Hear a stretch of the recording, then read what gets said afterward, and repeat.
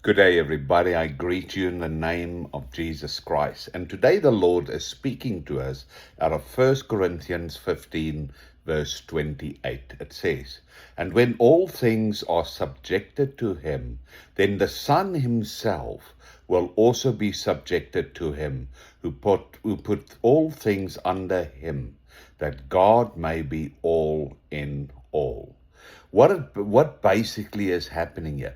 God is already all in all. God is infused in everything. He created everything. He formed man. He touched man. But the rest of creation, he spoke into it, and his breath is in all things. So basically what it is, God is the source, he's the sustainer, and he's the goal of everything that exists.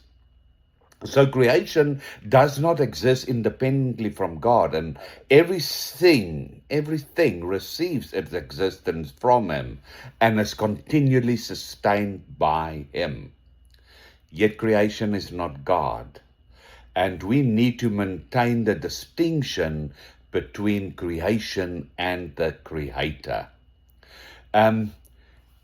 About God becoming the all in all, is God filling everything, is allowing us as man to partake with him, as when we allow God, when we surrender to him, to infuse and to consume every part of our being, to subject ourselves to him, that he becomes the all in all, and that you and I have a desire not to be in control by our lives, but to be directed by him and through him.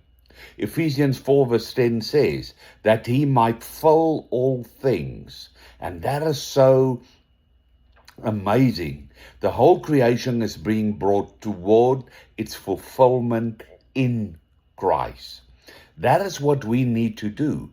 By allowing him to be the all in all, we bring creation to its fulfillment in Christ. It's all about theosis. It's all about being connected to Christ. And this is so important.